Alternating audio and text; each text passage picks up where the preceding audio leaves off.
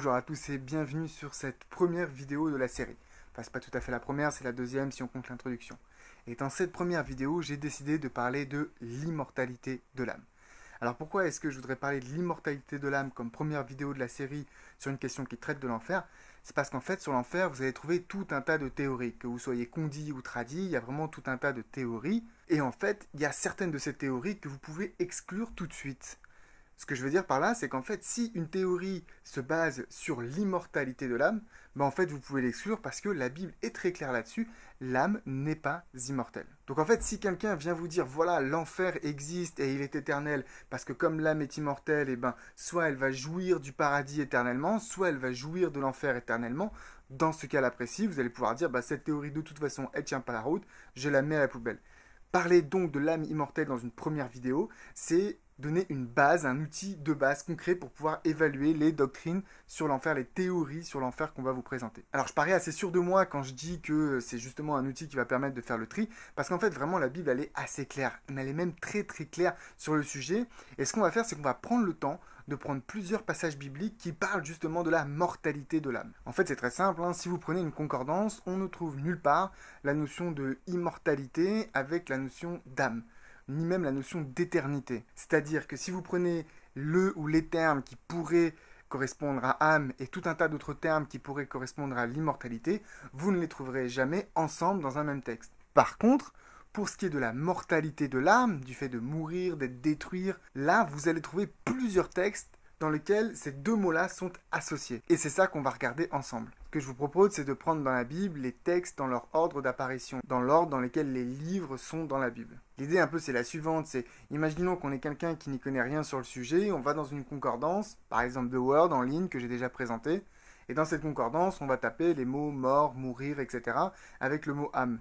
Et on va avoir une série de textes qui vont ressortir dans l'ordre des livres de la Bible tels qu'elles on les trouve dans les Bibles protestantes.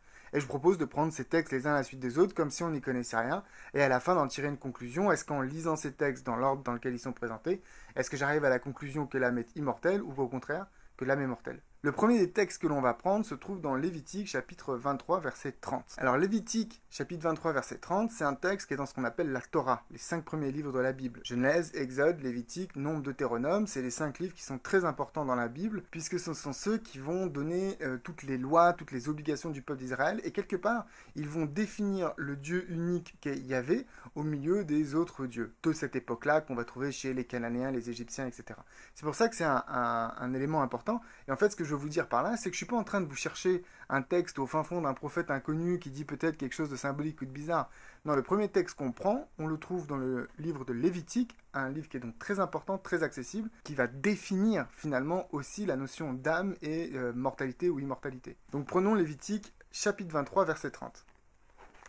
Ici, je vais lire dans la version de Louis II, et tout de suite après, on ira dans une autre version, parce que vous allez voir que Louis II ne traduit pas tout à fait comme il faut au mot à mot. Donc le verset, Lévitique 23, verset 30, dit ceci: « Toute personne qui fera ce jour-là un ouvrage quelconque, je la détruirai au milieu de son peuple. » Alors vous voyez ici, on dit toute personne, on ne voit pas le mot âme, mais en fait le mot personne, ici, derrière, en hébreu, c'est le mot nefesh, qui signifie âme. Si vous prenez l'interlinéaire hébreu-français que j'ai déjà présenté dans cette vidéo, on va voir que le mot âme apparaît. Donc on prend Lévitique, chapitre 23, le verset 30, et si on lit dans le mot à mot, on trouve « et tout être qui fera tout ouvrage ». Et le mot « être » ici, on le voit, c'est le mot « nefesh ». Donc vous pouvez prendre une concordance comme The Word ou encore comme le site luer.org et vous allez prendre le numéro Strong et vous verrez que le mot en hébreu qui est proposé c'est nefesh.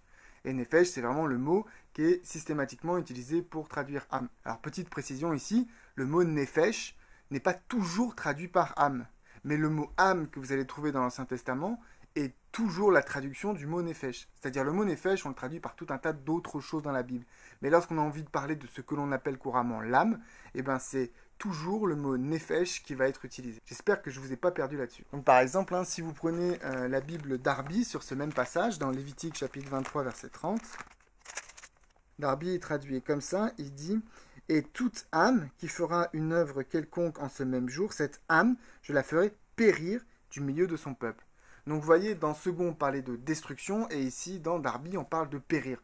Donc on a bien ce vocabulaire-là de la destruction et de la mort, vraiment le mot périr, qui va être associé avec le mot nefesh, le mot âme. Donc c'est très clair, dans ce passage, une âme peut être détruite, peut périr. D'ailleurs, dans Lévitique 26, verset 38, si vous avez envie d'aller voir, il y a le même mot, là où second a utilisé dans Lévitique 23, verset 30, il a utilisé le terme détruire. Dans Lévitique, verset 38, ce même terme dans l'original est cette fois-ci traduit par le mot périr. Donc c'est bien un mot qui signifie la mort, la destruction définitive. Alors pourquoi second a décidé à un moment donné de traduire dans un sens et à un moment donné de ne pas traduire dans un sens? Je ne sais pas, j'étais pas là quand il a traduit. Mais c'est aussi pour ça que j'aime bien, moi, la Darby qui fait l'effort d'essayer de traduire un même mot le plus souvent possible quand le contexte l'autorise, de la même manière pour qu'on arrive à s'y retrouver. Et ici, vous voyez, Darby utilise le mot âme là où le mot nefesh apparaît, et le mot périr là où second lui parlait de détruire. Bref, ici c'est un texte qui nous dit que Dieu est prêt à faire périr, à détruire une âme qui ne respecte pas une certaine loi. Donc il n'y a pas de sens caché dans cette phrase, c'est bien une loi que Dieu a donnée, tu ne la respectes pas, tu vas périr. Mais le tu, quelque part, c'est le mot âme. Donc on retrouve bien dans un même passage le terme nefesh, âme, associé directement au terme périr. Donc Dieu se sent tout à fait en mesure de faire périr une âme. Ce qui signifie, juste avec ce verset-là, on pourrait en conclure qu'une âme n'est pas intrinsèquement éternelle. Elle n'est pas indestructible. Le deuxième texte que j'aimerais prendre se trouve toujours dans la Torah, cette fois-ci dans le livre des Nombres, chapitre 23, verset 10. Encore une fois, la version second et la version Darby ne se traduisent pas de la même manière. Donc Nombre 23, verset 10, on va lire d'abord dans la seconde, puis dans la Darby.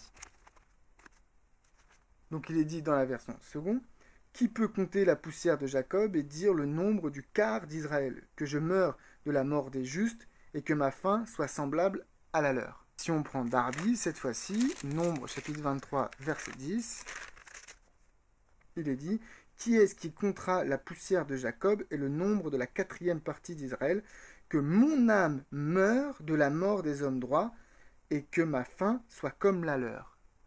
Voyez encore une fois que mon âme meurt. Donc le mot âme est ici encore une fois associé avec le verbe mourir. Et là, vraiment, en hébreu, c'est le terme mout qui est utilisé. Et vraiment, le terme mout, c'est celui qu'on va retrouver dans l'ensemble de l'Ancien Testament pour parler de la mort et l'action de mourir. Donc c'est à la fois quand moi je meurs, mais c'est à la fois quand je fais mourir quelqu'un d'autre. Donc c'est aussi le verbe qui est utilisé pour parler de tuer ou d'exécuter quelqu'un. C'est d'ailleurs ce mot-là qu'utilise Dieu lorsqu'il dit à Adam et Ève, dans Genèse chapitre 2, verset 10, que s'ils mangent de l'arbre du fruit, ils mourront. Chose très intéressante, dans ce passage-là, le texte répète le mot « mout » 2 fois. Il dit en fait « vous mourrez de mort ». C'est-à-dire, la seconde, par exemple, va dire « vous mourrez certainement ». La plupart des traductions utilisent un espèce d'adverbe comme ça pour accentuer, pour montrer que la chose est très importante. Mais littéralement, en fait, c'est « vous mourrez de mort ». Il y a une répétition du même mot. C'est comme s'il voulait vraiment insister sur le fait de la mort, quoi. C'est la mort et rien d'autre. Essaye pas d'imaginer une espèce de mort où en fait t'es plus ou moins en vie. Non, non, c'est bien de cette mort-là dont il est question, une mort totale. Donc ici, dans ce texte du livre des Nombres, on a tout à fait une âme qui peut mourir. Bon, alors vous me direz, le contexte de Nombres chapitre 23, c'est quand même Balaam qui parle. Et c'est vrai que Balaam, c'est peut-être pas le prophète le plus fidèle de l'Ancien Testament, hein. Mais à ça, je répondrai qu'au moment où Balaam parle, c'est Dieu qui met ses paroles dans sa bouche. C'est-à-dire peut-être que Balaam n'a pas été fidèle dans les intentions, il était un petit peu une histoire d'argent dans l'affaire. Mais par contre, le texte nous dit bien que Balaam ne va pas être infidèle par rapport au message que Dieu va lui donner. Peut-être qu'il est infidèle parce qu'il est allé avec justement les ennemis d'Israël, mais au moment où il parle, et c'est bien ce qui met en fureur le roi qui a commandé la malédiction pour Israël, c'est qu'il va donner une bénédiction. Donc les mots qui sont prononcés par Balaam sont bien les mots que Dieu voulait qu'il prononce. En plus de cela, on les retrouve dans la Bible tels quels, et il faut accepter que, en tout cas pour Dieu, lorsqu'il a mis ces mots dans la bouche de Balaam, eh ben une âme, une nefesh, pouvait tout à fait mourir. Bon, admettons que ce n'est pas le meilleur des passages pour la défense, on va continuer, vous allez voir, ça ne s'arrête pas là. Le prochain texte que l'on va voir, cette fois-ci, se trouve dans le livre des Juges, chapitre 16, verset 10. Bon, cette fois-ci, on va directement passer à la version de la Darby, hein, vous avez compris le concept. Second, c'est pas très fiable pour essayer de voir les mots et les traductions et tout ça, donc on prend la Darby directement. Donc Juges, chapitre 16, verset 30. Il est dit, et Samson dit que mon âme meurt avec les Philistins. Et il se pencha avec force, et la maison tomba sur les princes et sur tout le peuple qui y était. et les morts qu'il fit mourir dans sa mort furent plus nombreux que ceux qu'il avait fait mourir pendant sa vie. Que mon âme meure. Et ici, c'est encore une fois le mot nefesh avec le mot mout. Et en fait, cette notion de nefesh associée au mot mout, on va la retrouver 4 fois dans l'Ancien Testament. C'est quand même assez énorme, 4 fois. C'est-à-dire, on va jamais retrouver la notion d'immortalité avec le mot nefesh dans l'Ancien Testament, mais le mot qui est utilisé partout dans l'Ancien Testament pour parler de mourir, vous avez vu ici dans cette histoire de Samson, il parle des morts qu'il a fait pendant sa vie. Or, Samson est connu pour avoir tué plein de gens. Enfin, il y a toutes des histoires assez horribles par rapport à ça, vous pouvez aller les lire, mais c'est bien de ces morts-là dont il est question, de cette mort-là dont il est question, et on l'associe volontiers dans la littérature de l'Ancien Testament à la notion de nefesh, de l'âme. Enfin, vous voyez, ça commence à faire lourd. C'est-à-dire, pour une notion comme l'immortalité de l'âme qui est si répandue et qu'on dit un peu facilement comme ça, l'âme est immortelle et à peu près tout le monde semble à peu près d'accord sans avoir été voir la Bible, en fait, il n'y a aucun témoin dans la Bible qui dit que c'est le cas. Par contre, on commence à trouver quand même pas mal de textes assez lourds qui au contraire disent non, l'âme n'est pas immortelle. Et j'aimerais qu'on prenne maintenant le prophète Ézéchiel, parce que le prophète Ézéchiel va répéter une formule 2 fois dans son livre, que j'aimerais que ce soit celle que vous reteniez de cette leçon. Vraiment, vous allez voir, Ézéchiel est très clair, et il n'y a vraiment pas de doute là-dessus. Regardez bien avec moi. Le premier texte, c'est Ézéchiel chapitre 13, verset 19. Encore une fois, on va lire dans la Darby.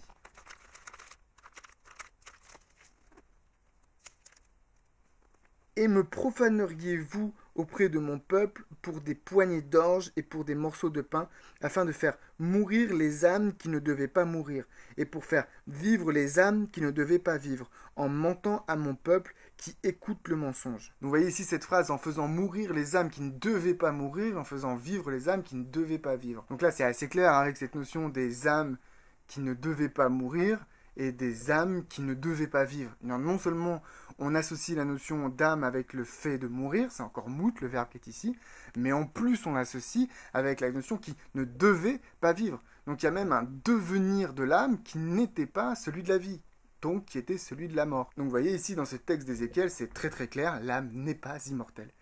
Et voici maintenant le texte que j'aimerais que vous reteniez, que l'on trouve dans Ézéchiel chapitre 18 verset 4, et c'est répété au verset 20.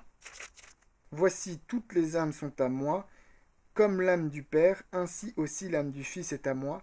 L'âme qui péchera, celle-là mourra. Et verset 20, l'âme qui a péché, celle-là mourra. Le Fils ne portera pas l'iniquité du Père, et le Père ne portera pas l'iniquité du Fils. La justice du juste sera sur lui, et la méchanceté du méchant sera sur lui. C'est-à-dire en plus là, dans ces 2 passages-là, on est vraiment dans un contexte de jugement. Donc on peut se projeter dans le jugement final, paradis ou enfer. Ici, il est très clair, l'âme qui pêche, c'est celle qui mourra. C'est-à-dire donc la finalité du pécheur, c'est bien de mourir, mais on voit que ici, ce qui est détruit, ce qui va mourir, c'est bien l'âme. Donc l'âme n'est pas immortelle d'après la Bible.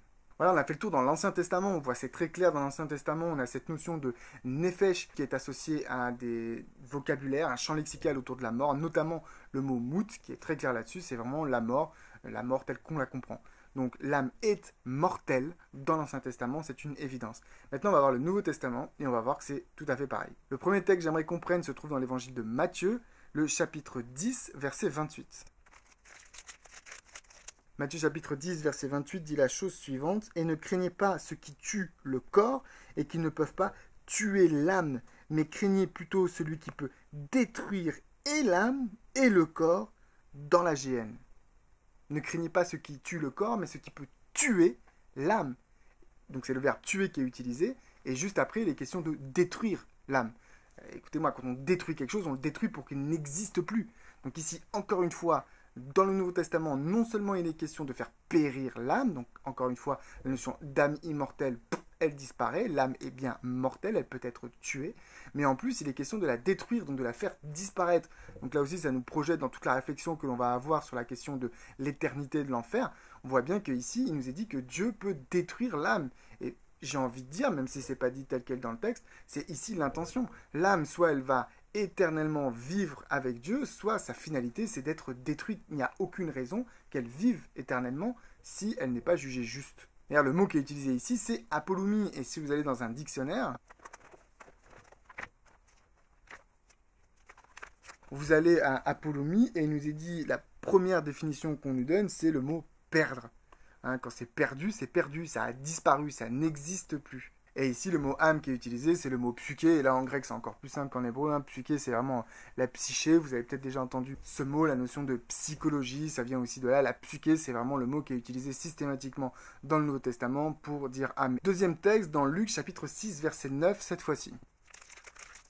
Je vous demanderai s'il est permis le jour du sabbat de faire du bien ou de faire du mal, de sauver la vie ou de la perdre. Bah là, vous allez me dire, Benjamin, il est où le mot âme? Et ben en fait, c'est intéressant parce qu'ici, du coup, Darby n'a pas traduit le mot âme qui ressort. Pour ça, il faut vraiment prendre l'original.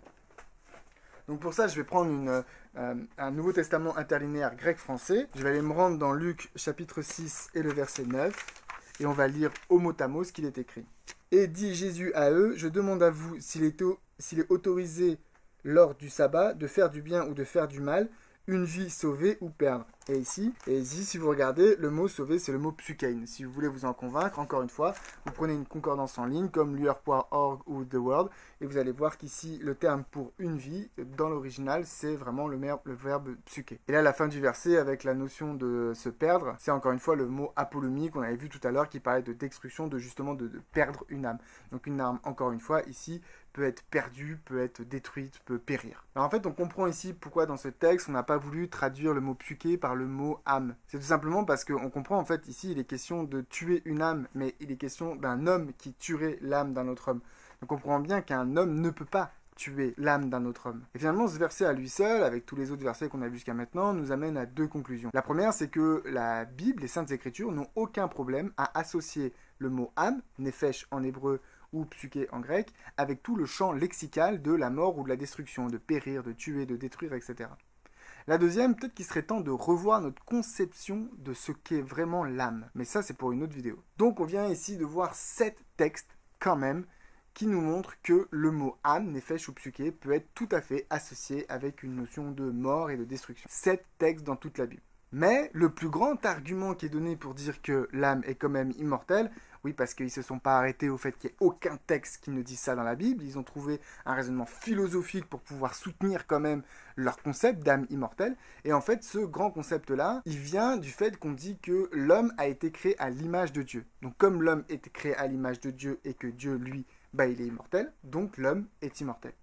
Je ne sais pas si vous arrivez à suivre la foutaise de ce raisonnement quelque part. Parce que déjà, il y a deux choses à bien comprendre. La première, c'est que Dieu, il n'est pas que immortel, il est omniscient, omnipotent, omniprésent, il est tout un tas de choses que l'homme n'est pas. Donc c'est pas parce que l'homme a été fait à l'image de Dieu qu'il a toutes les caractéristiques de Dieu. Il faudrait vraiment pouvoir démontrer que cette caractéristique spécifique, contrairement à toutes les autres, l'homme, il l'aurait.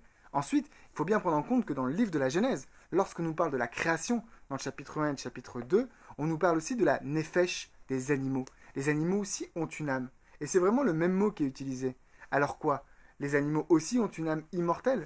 Mais regarde bien ce que dit la Genèse. La Genèse va plus loin. Dans le chapitre 3, au verset 22, il est dit « Empêchons-le maintenant d'avancer sa main, de prendre l'arbre de vie, d'en manger et de vivre éternellement. » Finalement, en fermant l'accès à l'arbre de vie à Adam et Ève, ils ne pouvaient plus vivre éternellement. Ils ne vivaient éternellement que parce qu'ils étaient dans le jardin et qu'ils avaient accès à l'arbre de vie. Leur vie est conditionnée à l'accès de quelque chose, à un accès tiers. La vie qu'ils ont, l'âme qu'ils ont, n'est pas intrinsèquement immortelle. Ils ont besoin de quelque chose pour pouvoir continuer à vivre. Et c'est notre cas à nous aussi. Notre âme, notre vécu n'est pas éternel, n'est pas intrinsèquement éternel. J'aimerais proposer un dernier texte, vraiment pour mettre un terme à cette notion d'immortalité de l'âme ou de je sais pas quoi. Prenez avec moi 1 Timothée chapitre 6, verset 16. 1 Timothée chapitre 6 verset 13 tout d'abord, il est dit « Je te recommande devant Dieu », puis un peu plus loin au verset 16, « qui », donc c'est Dieu dont il est question, le « qui » ici, « Je te recommande devant Dieu », donc qui seul possède l'immortalité. Dieu seul possède l'immortalité. Les êtres humains ne sont pas éternels, l'âme n'est pas immortelle, point final. Donc dans cette vidéo, qu'est-ce qu'on a vu? On a vu qu'il y avait 7 textes dans l'Ancien et dans le Nouveau Testament qui n'hésitaient pas à associer le mot âme, nefesh en hébreu ou psyché en grec, avec tout le champ lexical de la mort, du meurtre, du fait de tuer, de périr et de la destruction. Et qu'il n'y a aucun texte dans l'Ancien comme le Nouveau Testament qui va associer la notion d'âme, vraiment ce mot-là, nefesh ou psyché avec la notion d'éternité. Il n'y en a aucun. Donc de fait, on en conclut que l'âme n'est pas immortelle, au contraire, l'âme est mortelle. Le texte de la Genèse nous dit que si Adam et Ève pouvaient vivre, c'était parce qu'ils avaient accès à l'arbre de vie. Sans l'accès à cet arbre de vie, ils ne peuvent plus continuer à vivre. Et 1 Timothée chapitre 6 nous dit que seul Dieu possède l'immortalité. Voilà, j'espère que maintenant c'est clair pour toi, que c'est évident que l'âme n'est pas immortelle et que peut-être ça te fera remettre en question toutes les doctrines ou tous les enseignements et les églises qui enseignent cette chose-là. Lorsqu'on t'enseigne cette chose-là, c'est qu'il n'y a pas eu d'étude de la Bible approfondie ou alors qu'on se base sur autre chose que sur la Bible pour pouvoir affirmer que l'âme est immortelle. Et ça, on le verra dans la 3e partie de cette série lorsqu'on abordera les questions historiques et comment la philosophie platonicienne a réussi à rentrer dans l'église pour intégrer cette notion d'âme immortelle qui est complètement absente de la Bible. Cette vidéo est terminée, je t'invite à liker, à mettre des commentaires s'il y a des choses qui sont pas claires, j'hésiterai pas à faire des vidéos explicatives pour revenir sur ces choses-là, un peu comme des espèces d'annexes. La prochaine vidéo va parler de la notion d'éternité, parce qu'on parle dans la Bible du feu éternel, du tourment éternel, de la vie éternelle, et du coup c'est important de comprendre la notion d'éternité, ce terme-là qui est utilisé dans la Bible dans plusieurs passages. Donc la prochaine vidéo traitera de la notion de l'éternité. A très bientôt, et merci d'avoir regardé cette vidéo. Encore une fois, n'oubliez pas de vérifier par vous-même, Bible en main.